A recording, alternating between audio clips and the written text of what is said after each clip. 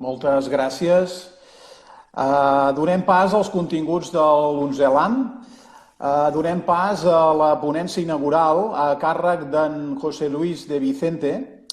En José Luis de Vicente és comissari i investigador cultural.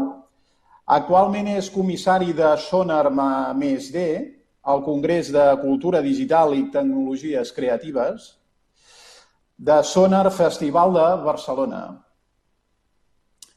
Aleshores, donem pas al José Luis de Vicente amb la ponència inaugural que porta per títol Transformació digital en l'àmbit cultural. Endavant, moltes gràcies. Hola, buen día. Muchas gracias por la invitación para estar aquí hoy con vosotros. Es un plaer inmenso acompañaros en aquest laboratorio de archivos municipals. Esto es todo un poco nuevo para todos nosotros. La verdad es que echamos mucho de menos, o al menos yo echo mucho de menos, el poder estar juntos en una sala y tener la relación del ponente a todo el mundo que nos acompañaría en ese momento. Estamos todos desde la soledad de nuestros espacios privados. Así que es para mí, repito, un enorme placer. Gracias a Joan y a todos por la invitación para estar aquí hoy con vosotros. Me habían pedido que os contara algunas cosas o algunas historias alrededor de algunas de las enormes transformaciones que están teniendo lugar en estos momentos en el ámbito de los procesos de acumulación, preservación y clasificación de información. Y este hecho que está en el centro de muchas de las arquitecturas tecnológicas que están cambiando la sociedad hoy de múltiples maneras, es algo sobre lo que quizás no llegamos a reflexionar lo suficiente en cuanto a cómo está redistribuyendo las relaciones de poder. Todos sabemos, y creo que vosotros como profesionales más que nunca, que construir archivo es construir poder y representar poder de distintas maneras. Y hoy en día estamos construyendo nuevos centros de poder, nuevas concentraciones de poder a partir de estos procesos de capturar, clasificar y preservar la información. Yo no soy profesional del mundo de la archivística, por eso no quiero explicar mucho acerca del futuro de este ámbito en concreto, pero si quería hoy era traer una serie de historias, conectarlas todas, esperando que os sean inspiradoras, que os den un marco desde el que pensar estos procesos de transformación que nos están afectando a todos de múltiples maneras, y también querer hilvanarlos en una serie de pequeñas narraciones y pequeñas historias. Voy a pasar a compartir mi presentación. Por la plataforma que estamos usando dejaréis de verme, lo cual hace aún más extraño esto, porque desde este momento me convierto en una voz narradora por encima de la presentación, pero creo que era importante poder enseñaros cosas y poder contar de alguna manera esas historias que quería contar hoy, teniendo más cosas que enseñaros. Así que vamos allá.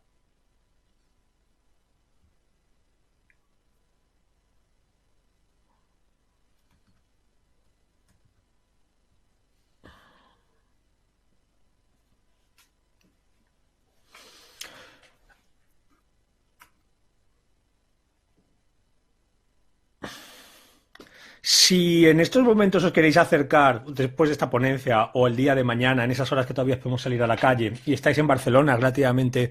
cerca, a dar un paseo e ir a ver Internet o ir a ver por dónde exactamente va a emergir o va a entrar en el paisaje urbano de la ciudad Internet,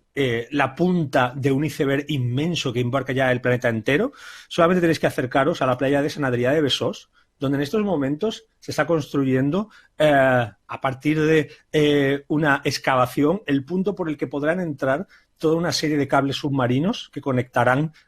nuestra ciudad y nuestro país con infraestructuras de información que lo conviertan también en un puerto, como ha sido siempre históricamente, pero también un puerto de datos por el cual la información podrá venir desde África hasta Estados Unidos y de vuelta. En esta landing station que se está construyendo en la playa de Sant Adrià de Besòs, tenemos uno de los escasos ejemplos, o tendremos, porque todavía no ha entrado en operación, entrará en operación dentro de un par de años en principio, una de las pocas veces en que, digamos, la punta de este iceberg emerge en el tejido de nuestra realidad, de nuestra cotidianidad, de una manera que podemos ver y que podemos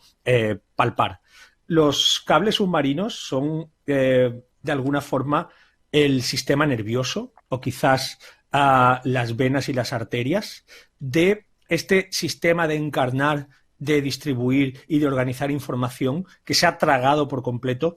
no solamente al planeta como ente, sino a todos los procesos que desarrollamos en el día a día de nuestras vidas. Yo reconozco que siempre he tenido una especie de fascinación por los cables submarinos. Me parece que esta especie de secreto de la placa base de la Tierra, como la llamó el escritor de ciencia ficción Neil Stephenson, los cables submarinos recorren la capa de la placa base de la Tierra, como digo, siempre me han fascinado y hasta de alguna manera los he coleccionado. En 2014 tuve la suerte de comisariar esta exposición en el Centro de Cultura Contemporánea de Barcelona. Quizás algunos la recordarais, Big Bang Data. Y desde que empezamos a trabajar en este proyecto tuve muy claro que el comienzo de la exposición, el arranque, tenía que situarte pisando la cartografía global de cables submarinos que envuelve por completo al planeta, en una manera de presentar y de situar bajo nuestros pies cómo hemos y tenemos que intervenir directamente en la corteza de lo geológico para hacer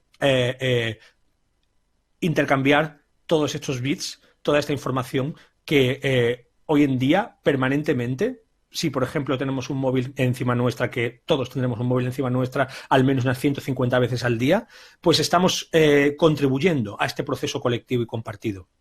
El mapa global de cables submarinos es una forma de construir poder, siempre lo ha sido. La realidad de qué manera las compañías que lanzan el cable por debajo de la capa del mar sobre la superficie del océano han elegido las rutas y la manera en que estas rutas se marcan ha tenido que ver siempre con procesos de intercambio económico, de influencia geoestratégica, hoy también, sobre todo en los últimos 25 años, del peso de los mercados financieros y cómo estos construyen la necesidad de intercambiar información en el menor tiempo posible, midiendo la velocidad de esta información literalmente en milisegundos. Y una cosa que siempre me ha fascinado este proceso es que, a pesar de que Internet emergiera en nuestras vidas para sus primeros usuarios alrededor de hace 40 años, para los primeros pioneros, para los que nos adentramos en ella a mediados de los 90, hará unos 25, para los que se han ido incorporando en cada una de las sucesivas democratizaciones del acceso a Internet, la más reciente, de alguna manera, la explosión del smartphone a partir del año 2008-2009, no imaginamos hasta qué punto esta infraestructura construye sobre más de siglo y medio de revolución de las tecnologías de las comunicaciones, que los cables por los que circulan nuestros bits descansan sobre los cables por los que circularon las llamadas telefónicas transoceánicas y también sobre los cables sobre los que el telégrafo construyó a partir del siglo XIX un primer vehículo para ejercer poder a distancia, sobre todo a partir de la construcción de los grandes imperios coloniales de poderes coloniales como Reino Unido, que podía tomar decisiones sobre sus colonias al otro lado del mundo en cuestión de minutos, gracias a la capacidad del telégrafo de transmitir información también desde el fondo del océano durante varias décadas. Siempre me ha fascinado la historia de este señor, Alfred Vail. Alfred Vail fue, junto a Morse, uno de los coescritores del código Morse, fue uno de los primeros responsables del despliegue del telégrafo. Junto con Morse gestionó la primera línea experimental en los años 40 del siglo XIX que conectaba dos ciudades, Baltimore y Maryland, y durante más de un año el propio Alfred Vail fue el operario que de alguna manera se situó en la transcripción de mensajes en una de las dos puntas de la línea. Es decir, él era el decodificador de los telegramas que en un código que le había ayudado a coescribir, el Morse, pasaban de una punta a otra punta del mensaje. Y en 1845, Vail, durante un año, intentó de alguna manera catalogar y preservar todos los distintos mensajes que pasaban por esa línea, haciendo una especie de radiografía de corte longitudinal de cómo las comunicaciones de una sociedad determinaban de alguna manera la forma de la actividad que estaba teniendo. Y en un texto escrito en 1845, Vail explica y de alguna manera se anticipa a un punto en el futuro en que intentaremos entender cómo era la vida social y comercial de una comunidad a partir de los mensajes que se habían preservado en la circulación entre dos puntos de líneas del telégrafo. Él dice literalmente en este texto escrito en 1845, el telégrafo electromagnético. Imaginémonos algún futuro Macaulay, un escritor que moviéndose por un almacén de información, por un archivo, intentara dibujar las rasgos principales de la vida comercial y social de la Inglaterra del siglo XIX. ¿Qué podríamos algún día en el siglo XXI llegar a imaginar o extrapolar a partir del registro de la correspondencia de un pueblo entero? Y esta correspondencia a un pueblo entero incluía como ejemplos mensajes entre comerciantes, miembros del Congreso, funcionarios del gobierno, banqueros, agentes de policía, que habían acordado encuentros en alguna de las dos estaciones del telégrafo. De alguna manera, Alfred Vail, al mismo comienzo de la revolución de las telecomunicaciones, que empieza a través de los cables del telégrafo a crear esta placa base, esta piel que va envolviendo la corteza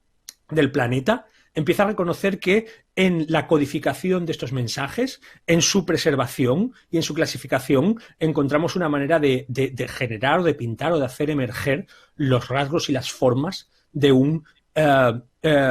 pueblo entero, del carácter colectivo, de una comunidad y de las cosas que les preocupaban, que les llevaban tiempo y que les hacía de alguna manera marcar un pulso determinado de la vida cotidiana. A mí me fascina la idea de que de alguna manera Vail y Morse, iniciando el proceso por el cual empezábamos a cablear el mundo, empiezan también a generar una macroestructura que de alguna manera nace en ese momento y que durante más de siglo y medio hemos ido alimentando, creando una tecnología o un ente que es más que una unión de tecnologías. Es una supraestructura tecnológica, como llama el teórico de la información Benjamin Bratton. Es un stack, es decir, es una conexión de sistemas que sobre sistemas llegan a generar una enorme macroestructura que, como decimos, se encarna en el planeta y usa sus recursos minerales, usa sus recursos energéticos. De alguna forma es una especie de macroorganismo construido sobre ese otro gran organismo que es Gaia, el planeta entendido como la unión de todas las formas de vida que se sitúan en él. Y cuando pienso en el otro lado del cable, es decir, si este es el comienzo de alguna manera del proceso, con Vail tendiendo los cables del telégrafo, en el otro lado del cable encontramos cosas como esto. Esta es una, por supuesto, de las múltiples tecnologías de la información de la era de la computación cloud, de la era de la computación de la nube. Es un producto de consumo que es un cilindro de plástico, y este cilindro de plástico nos permite darle órdenes a un servidor, y estas órdenes se acaban ejecutando, ofreciéndonos en cuestión de milisegundos la información que requiramos, la temperatura que hace, los titulares de las noticias, una receta o activar el sistema de música de casa. El Amazon Echo para mí es quizá uno de los ejemplos más claros de qué forma el iceberg de esta macroestructura de información asoma hoy en día de la manera más imperceptible, ocultando y de alguna manera también tapando el tamaño de esta macroestructura. Un Alexa no es más, o un Amazon Echo no es más que un fragmento de plástico producido en una factoría en China que incorpora 7 micrófonos direccionales para captar todo el sonido que viene desde cualquier dirección a su alrededor. Pero para que esto funcione, para que esto sea posible, necesitamos una macroestructura que cubre el mundo entero. Los investigadores Vladan Joyer y Kate Crawford en este proyecto Anatomía de un sistema de inteligencia artificial han intentado mapear los flujos minerales, energéticos, de capital, de fuerza trabajadora y sobre todo de datos, de estructura de información que hacen falta construir para que un cilindro de plástico en nuestro comedor nos responda a la temperatura que hace cuando le preguntamos a Alexa qué temperatura hace. Y para que esto sea posible, hace falta el despliegue, como digo, de una gran macroestructura que ha acabado englobando al planeta entero. Y esta macroestructura básicamente es un sistema de captación de información a través de estos 7 micrófonos situados en el centro de nuestra sala de estar. Es sobre todo una enorme estructura de información, un enorme dataset formado por todas las maneras en que una persona puede pronunciar una palabra de tal forma que el sistema la entienda. y la gran estructura de Machine Learning que permite al sistema no solamente responderte, sino ir aprendiendo constantemente, hacer que cada vez que un usuario de una Alexa pronuncia una palabra, ésta se incorpore a esa estructura, se coteje, se compare y se convierte en un grano de arena más en la enorme estructura de información que Amazon está construyendo a partir de millones y millones de gestos cotidianos.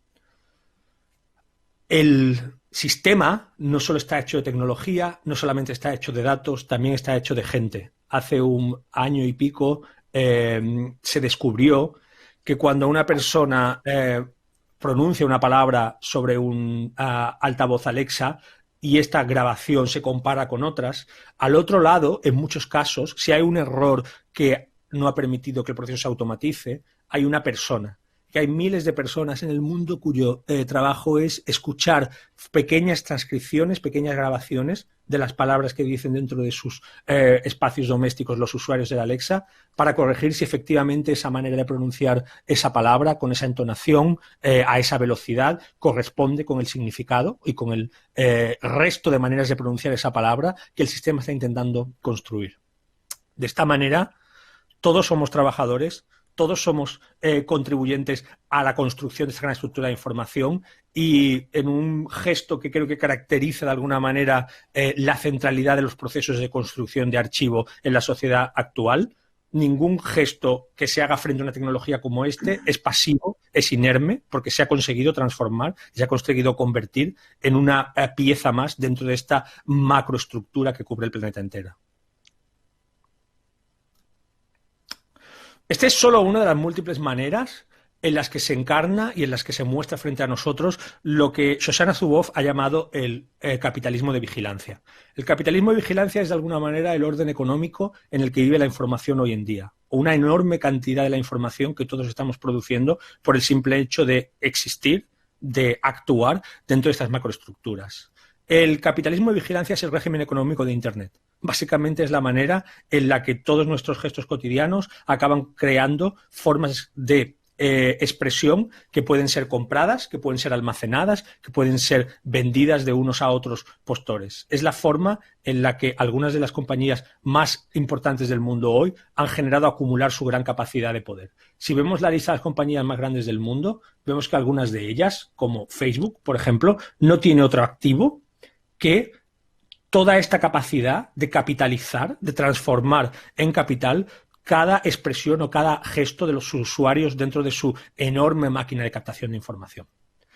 La transformación, digamos, de la intimidad y de los gestos cotidianos en algo comodificable, en algo que se convierte en un producto, ha sido, en los últimos 15 años, el factor determinante que ha marcado la evolución de nuestra relación con las tecnologías que nos rodean, en un proceso imparable que no parece tener fin.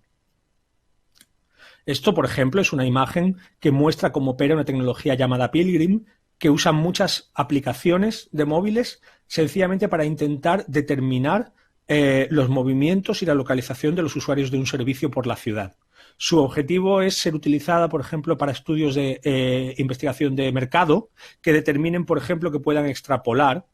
cuánta gente va a comprar un producto determinado en el fin de semana de su lanzamiento en las tiendas en función de cómo varían los flujos de asistencia de personas en esos días concretos a esos establecimientos determinados. Y todos los días estamos, sin saberlo, sin quererlo, insertados en múltiples procesos de este tipo, en el que ese conjunto de sensores conectados que acaba creando el último puente con la macroestructura de los cables submarinos, el smartphone,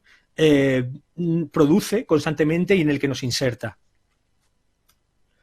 Con la emergencia de la imagen del Internet de las cosas, de la idea de que progresivamente todos los objetos que vamos utilizando y que van rodeándonos también se están incorporando y también se van conectando a esta macroestructura, encontramos que las dinámicas del capitalismo de vigilancia potencialmente no tienen fin. En un momento en que nuestro televisor está conectado y también puede generar rastros de datos que son almacenados para intentar entender conductas, en que incluso las bombillas de nuestra casa están siendo también puenteadas hacia la red wifi para formar parte de esa estructura. Empezamos a entender como normal que una aspiradora robot, por ejemplo, es una aspiradora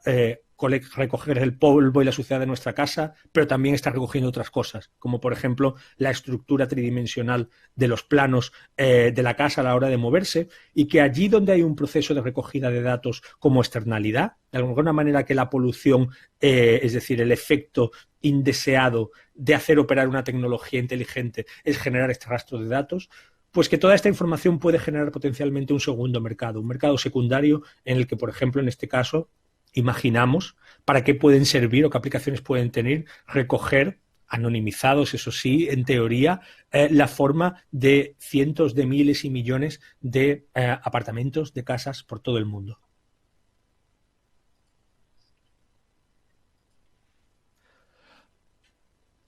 De alguna manera, este proceso, que durante los últimos 20 años ha sido imparable,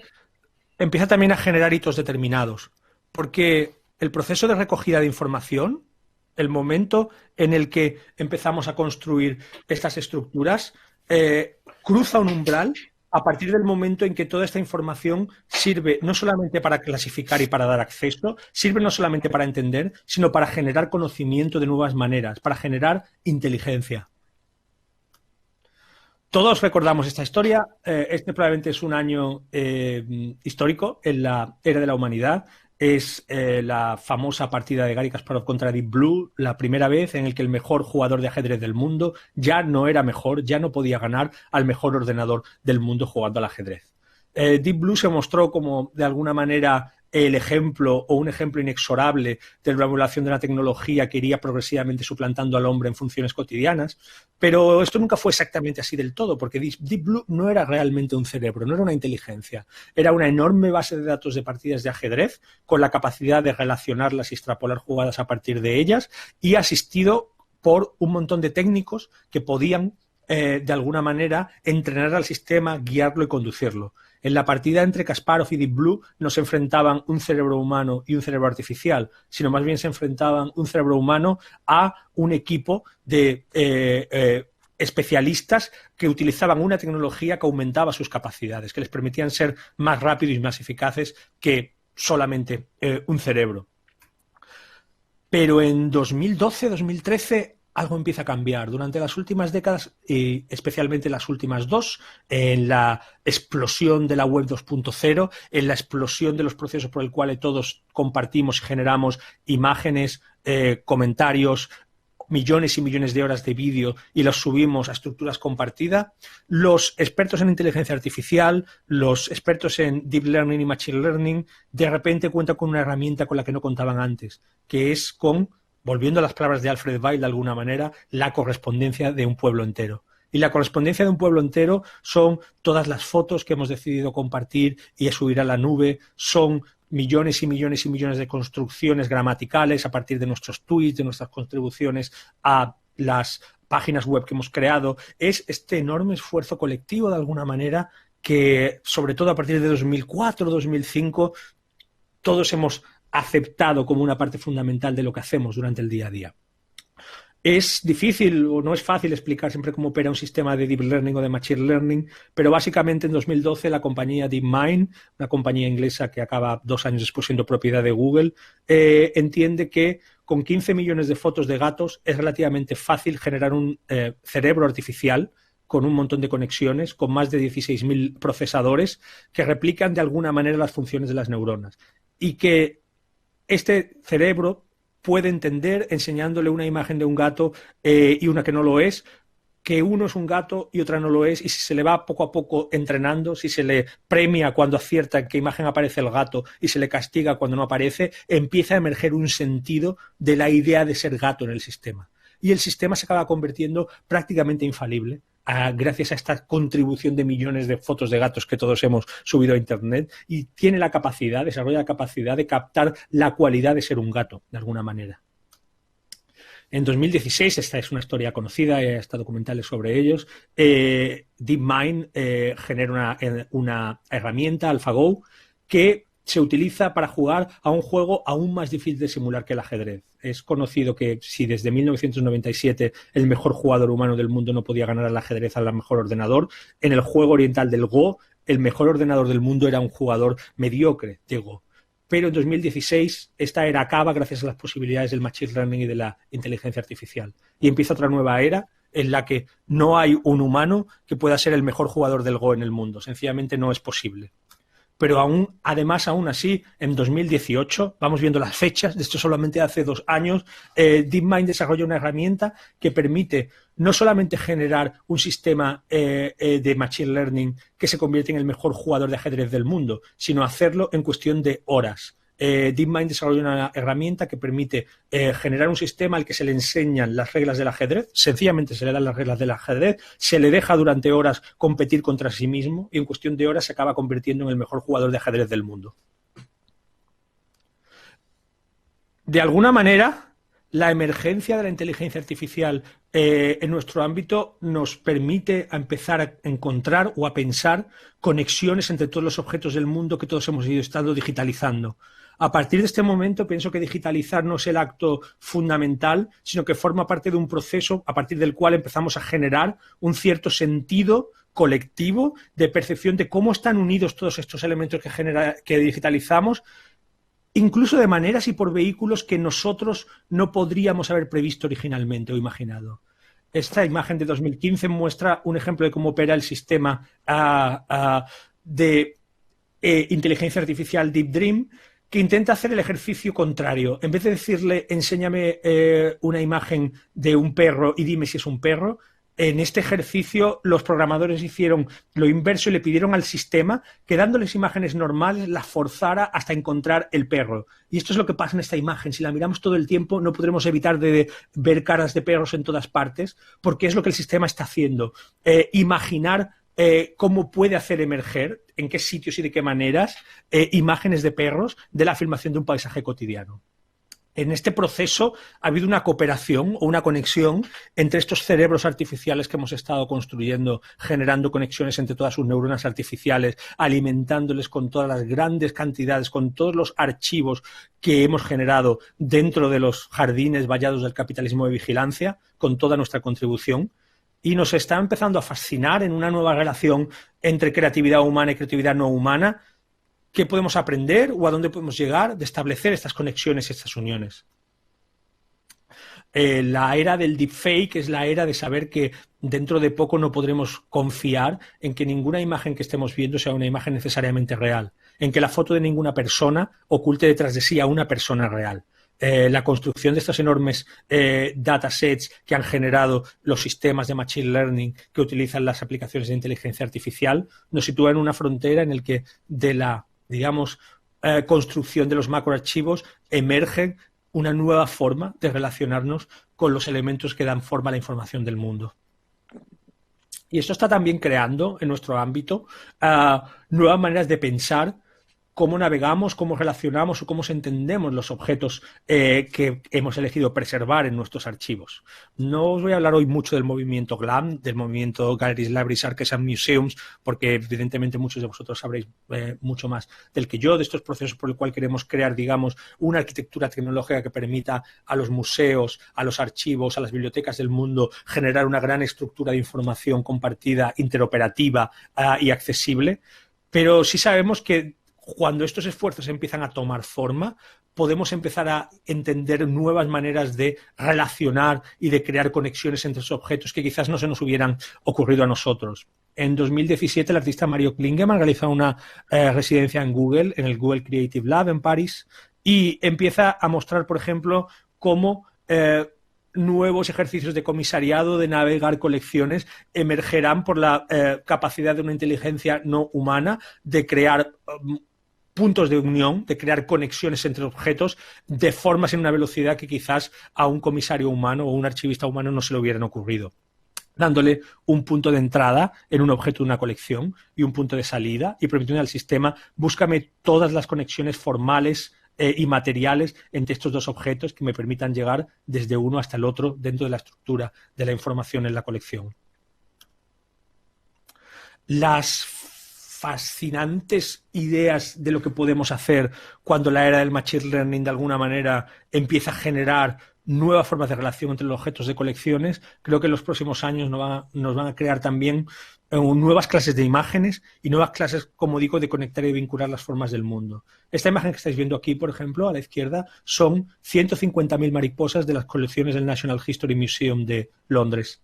Porque el Museo de Historia Natural ha contribuido a estandarizar y a poner accesibles sus archivos digitalizados en Internet en estándares interoperables. Es relativamente sencillo para un diseñador programador con conocimientos de Machine Learning pedirle a este sistema que le dé 150.000 imágenes de mariposas, que extraiga la mariposa de cada una de las fichas y que las relacione por propiedades estructurales, por colores y por formas. De tal manera que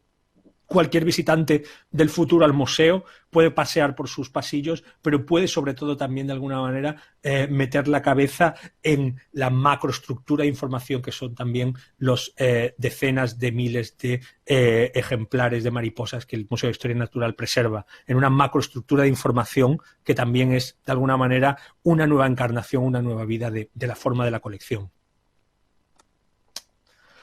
Lo que está pasando en el mundo también es que algunas de estas colecciones y algunos de estos archivos, algunas de estas estructuras de información están construyendo poder de maneras que no hubiéramos imaginado anteriormente. Y cuando digo construir poder, quiero decir ser utilizadas para tomar decisiones que afectan de manera literal las vidas de las personas en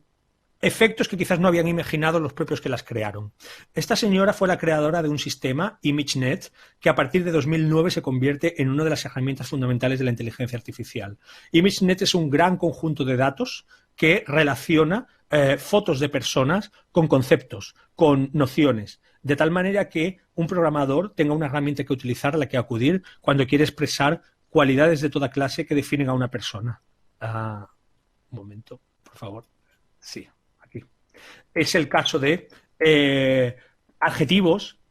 que están vinculados al carácter, que están vinculados a la posición de esa persona en el mundo. ImageNet es una de las mayores estructuras de información utilizadas en la era de la inteligencia artificial para generar un recurso, una colección a la que acudir para buscar un elemento y pedirle a un sistema que lo describa. El año pasado, el artista Trevor Paggen y la investigadora Kate Crawford identificó de alguna manera de qué forma algunos de los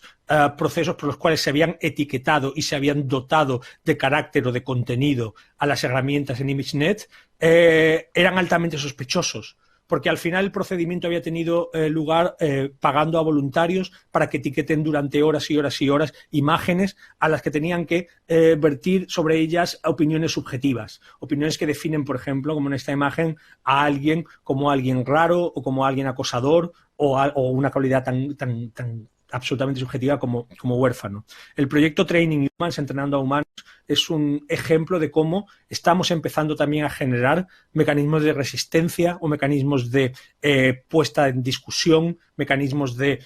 desafiar las construcciones de poder que estas grandes estructuras están generando sobre todos nosotros, de maneras no necesariamente obvias. Quería enseñar otras formas de generar archivos de resistencia. Creo que uno de los ejemplos más importantes de cómo dentro de las cientos y miles de horas de vídeo, de millones de formas de imágenes que existen en el mundo, creadores, investigadores, arquitectos, artistas y diseñadores están encontrando nuevas formas de valor, es, por ejemplo, el trabajo de Forensic Architecture, que para muchos son quizás el colectivo de artistas o la iniciativa artística más importante del mundo en los últimos 10 años. Hace un par de años tuvieron una gran exposición en el MAGUA, en el Museo de Arte Contemporáneo de Barcelona. Los que las vierais seguro que encontraréis este trabajo absolutamente fascinante. Forensic Architecture utilizan básicamente los millones y millones de fotos, horas de grabaciones de vídeo desde múltiples puntos de vista hechas por ciudadanos en smartphone y materiales de medios de comunicación para realizar, como ellos llaman, análisis forenses de las circunstancias por las cuales una violación a los derechos humanos ha tenido lugar en un conflicto, en una zona de guerra o en el contexto de atentados o ataques militares. Con esta precisión, Forensic Architecture intentan de alguna manera mostrar cómo podemos reconstruir la realidad, interpretarla desde múltiples puntos de vista, como en este caso, por ejemplo, intentar definir las circunstancias y el origen de una explosión en un atentado, para intentar encontrar más información sobre quiénes han sido los responsables y para contravenir en muchos casos, para contradecir la versión oficial que muestra las narrativas desde el poder y que se ve desafiada precisamente por esta sobreabundancia de información en los archivos, en muchos casos corporativos, generados por la economía del capitalismo de vigilancia. Creo que en el trabajo de revelar, de clasificar y de estructurar esta información encontramos una de las misiones más importantes de uno de los gestos políticos más interesantes que creadores y pensadores de todo el mundo están haciendo ahora mismo, como una forma de crear también relatos alternativos, otras maneras de hablar y de pensar en el mundo. La artista catalana Joana Moll, por ejemplo, para mí es uno de los artistas más interesantes del mundo utilizando estas estrategias. Hace 3 años, en colaboración con el colectivo Tactical TED de Berlín, Joana compró los datos de 1 millón de usuarios de aplicaciones de contactos, de aplicaciones de citas, por 136 euros. Esto es una muestra de cómo todos nuestros gestos colectivos forman parte de estos archivos de la intimidad con los que se comercia, a los que se les pone un precio, de distintas maneras. Joana quiso coleccionar toda esta información para, por un lado, mostrar hasta qué forma la industria completa de las aplicaciones de contacto está controlada por una única compañía que de alguna manera genera estímulos para compartir, para luego ponerles precios, y quiso también de alguna forma enseñarnos la forma que adquiere esta información, entender qué es lo que alguien comparte y qué es lo que alguien compra cuando forma parte y cuando pasa a formar parte, como lo somos todos, en realidad, de estas estructuras de la intimidad del capitalismo de vigilancia a las que se le ha puesto precio y con las que se ha comerciado.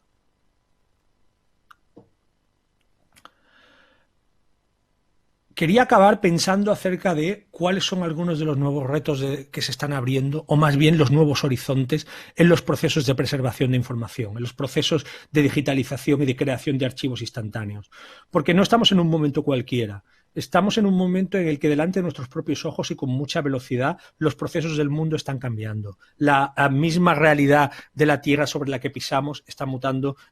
muy rápido. Esto es el primer glaciar, el glaciar Oka de Islandia, que desapareció y perdió en los últimos 10 años la clasificación técnica de glaciar. Hace un poco más de un año, en el verano pasado, sobre este punto se colocó una placa para conmemorar el hecho de que allí donde había habido durante toda la historia un glaciar, ya no habría más un glaciar. Y que de hecho muy probablemente este era el primero de múltiples glaciares de Islandia que acabarían desapareciendo. Probablemente todos. Este gesto para mí marca de alguna manera, inevitabilidad del hecho de que nos tocará ahora preservar de múltiples maneras la memoria de un mundo que está mutando y, como digo, está dejando desapariciones de toda clase delante de nuestros ojos. En 2016, Bernie Krause realizó junto al colectivo United Visual Artists una gran estructura de información, una gran pieza museística que se llama La Gran Orquesta de los Animales, que es, de alguna manera, la base de datos o una colección del registro sonoro de paisajes sonoros de bosques que están desapareciendo delante de nuestros ojos. Yo imagino esta clase de dispositivos como nuevas clases de archivos de la memoria que necesitaremos y que serán necesarios para preservar este mundo que estamos perdiendo delante de nosotros. Y esto incluye múltiples otras clases de archivos digitales. El Google Creative Lab, por ejemplo, el año pasado realizó esta herramienta para preservar a través de inteligencia artificial miles y miles de horas de grabaciones de cantos de ballenas. Sabemos que los cantos de ballenas forman parte de la manera en que esta especie no solo se comunica, sino vive en comunidad. Y la capacidad de preservar en interfaces digitales toda esta memoria puede ser absolutamente clave en un momento en que no sabemos exactamente cuál es el futuro de las ballenas y cómo está garantizado. Quería acabar quizás con el ejemplo más espectacular que se me ocurre y a mayor escala. La Fundación Factum en Madrid este verano empezó a realizar el ejercicio de escanear en láser una isla completa de Venecia, la isla de San Giorgio. San Giorgio forma parte de ese enorme patrimonio cultural y artístico que se ve amenazado por la subida del nivel del mar. El Acqua Alta del año pasado fue especialmente terrible a la hora de demostrar de que no sabemos cómo preservaremos Venecia y por lo tanto no sabemos cómo preservaremos el enorme legado del patrimonio que Venecia representa. No es un consuelo, pero empezar a escanear digitalmente cada superficie de cada elemento, de cada monumento, de una de las mayores joyas de la historia de la humanidad, Venecia, puede acabar siendo una de las últimas formas que tendremos para preservar y almacenar y para crear un gran archivo de un mundo que está desapareciendo de alguna forma delante de nuestros ojos. Espero que os haya interesado lo que os quería contar hoy y espero que tengáis una muy buena jornada. Muchas gracias a todos.